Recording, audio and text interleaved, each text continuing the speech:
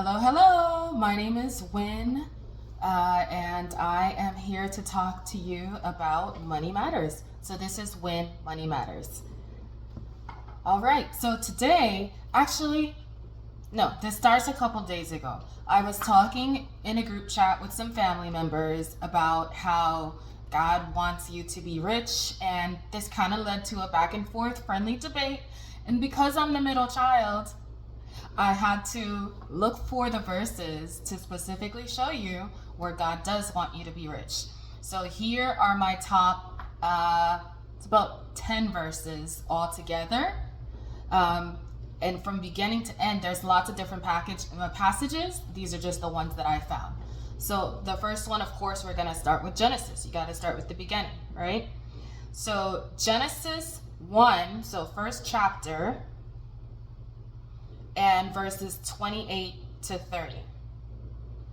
So it says, God blessed them and said to them, be fruitful and increase in number. Fill the earth and subdue it. Rule over the fish in the sea and the birds in the sky, and over every living creature that moves on the ground. Then God said, I give you every seed-bearing plant on the face of the whole earth, and every tree that has fruit with seed in it. They will be yours for food. And to all the beasts of the earth, and all the birds in the sky, and all the creatures that move along the ground, everything that has the breath of life in it, I give every green plant for food. And it was so. So lots of people know this verse, but basically it's God telling us to not only be fruitful and multiply.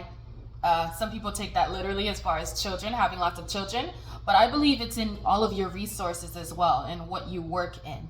Be fruitful, multiply your talents, and use it for good. Every seed-bearing plant is available to you.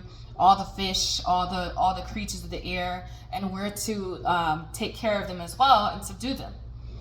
Now, if you go towards the middle, so the Bible has 66 chapters, so I went to the 33rd, or 66 books. So I went to the 33rd book, which is Psalms, and I found a couple more verses.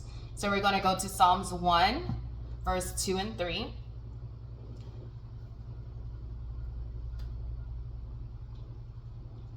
All right, so Psalms 1, verse 2 and 3 says, but whose delight is in the law of the Lord, and who meditates on his law day and night, that person is like a tree planted by the streams of water, which yields its fruit in season, and whose leaf does not wither. Whatever they do prospers. And I was just going to do verse 3, but you have to get verse 2 to understand the meaning of it. But basically, God is trying to say that those who follow him and who delight in his word, they're going to be fruitful, right? The tree is going to yield fruit in season. It doesn't wither, and everything they do is going to prosper, as long as you keep God first, right? So that is definitely a verse that you can apply as far as your financial situation as well, your whatever you do for work, your resources, and how you raise your family. Like it's applicable to lots of areas of life. I also found Psalms 112, verse 3. And that says,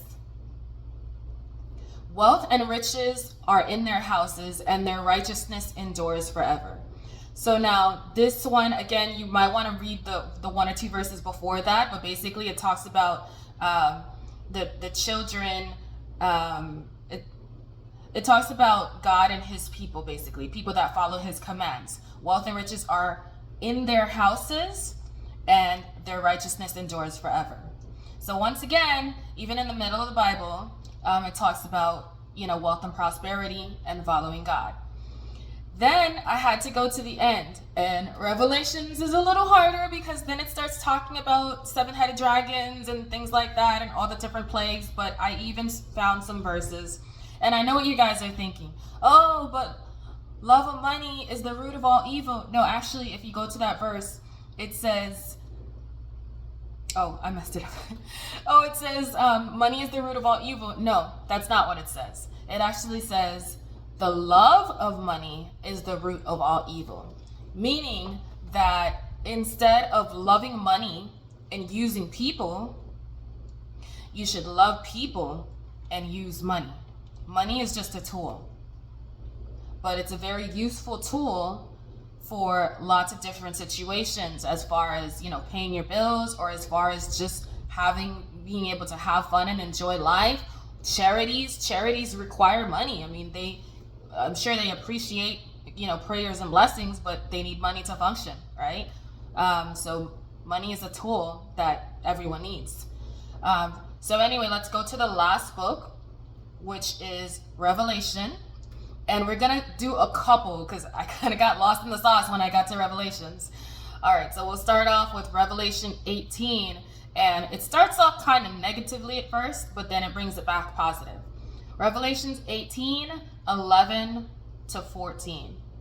So it says, now this is talking about when people were following the wrong or a false god. They call her Babylon, or they say the prostitute, or they say lots of different things about her. So what they were trying to say is that if all you do is follow money and the things that you want to do, that's not good. So we're going to start there, but then we're going to bring it back. Verse 11, the merchants of the earth will weep and mourn over her because no one buys their cargoes anymore. Cargoes of gold, silver, precious stones, and pearls, fine linen, pearl, silk, and scarlet cloth, every sort of citron wood, and articles of every kind, made of ivory, costly wood, bronze, iron, and marble, cargoes of cinnamon and spice, of incense, myrrh, and frankincense, of wine and olive oil, of fine flour, and wheat, cattle, and sheep, horses and carriages, and human beings sold as slaves. And then verse 14 says, they will say, the fruit you longed for is gone from you. All your luxury and splendor have vanished, never to be recovered. Now, why am I reading this verse? I'm reading this verse to tell you that the goal is not the money. The goal is not to hoard lots of luxurious items and just show off your wealth. The goal is that the actual prize is who you become in order to make that money. The journey. Who do you have to be? What things do you have to say yes to? What things do you have to say no to? What things, once you get the money, can you do with it? Are you able to donate to lots of charities or start your own charity or scholarship? Are you able to go on missions trips or help people fund mission trips? Are you able to adopt or foster children or give to, dogs or animals in need? There's so much that you can do with that. So that was the negative aspect, but then it brings it back positive to where it talks about people that follow God and put God first. Revelation 19:14, verse 14 says, let's go to Revelation 19 and verse 14 says, the armies of heaven were following him, riding on white horses and dressed in fine linen, white and clean. I only wanted to read this verse to tell you what they're talking about before that is a character who many believe is Jesus, and how everyone was following him. He's dressed in fine linen, white and clean. So it's already setting up the way that he's presenting himself. It's not in tattered, torn clothes or anything like that. It's fine linens. Revelations 21, we're going to read verses 7 and 10. All right, so verse 7 says, those who are victorious will inherit all this, and I will be their God, and they will be my children. Then verse 10 says, and he carried me away in the spirit to a mountain great and high, and showed me the holy city, Jerusalem, coming down out of heaven from God. And you really, in order to understand this, you gotta keep going further. So I'm gonna continue verse 11. It shone with the glory of God, and its brilliance was like that of a very precious jewel, like a jasper, clear as crystal. It had a great high wall with 12 gates, and with 12 angels at the gates. On the gates were written the name of the 12 tribes of Israel. Okay, and basically it describes the city and talks about, the wall was made of jasper, the city of pure gold, as pure as glass. The foundations of the city were decorated with every kind of precious stone. In fact, I think I had written this verse as well. Revelations 21, verse 18 to 20. The wall was made of jasper and the city of pure gold, as pure as glass. The foundations of the city walls were decorated with every kind of precious stone.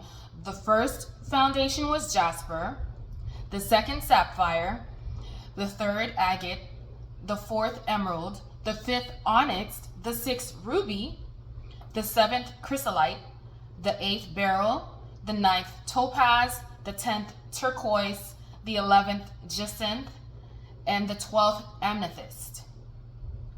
And this is just telling you how the walls of the holy city, which they call Jerusalem, are going to be. So this is kind of synonymous to a heaven. And obviously they're talking about gold and purest glass and all these precious stones. So that's to say the people that do follow God are going to be in a place that is very beautiful, very luxurious, very, it's a beautiful, positive place, because again, it's not that you're following money itself, but by following God, that's a byproduct of it. Okay, and that's kind of where I ended from beginning, middle, and end. As you can see, it is in the Bible for us to strive to achieve. And it's not a certain dollar amount that you're looking for, but it's really changing who you are as a person and who you become. Like, are you a person that pays off your debts, or do you just loan and loan and loan, and then you're just always in debt, Or I should say, do you just borrow and you're always in debt? Are you the type of person that when you start something, you finish it? If you're trying to build a building, you have to count the cost to see if you have enough funds to even build it. That's another part that's in the Bible. And I even dropped a couple proverbs in there, because if you're a new Christian, this might be a lot for you. But I like proverbs because they're like quick phrases that you can remember.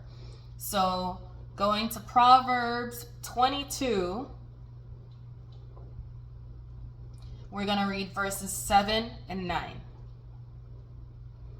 So verse 7 says, "The rich rule over the poor, and the borrower is slave to the lender."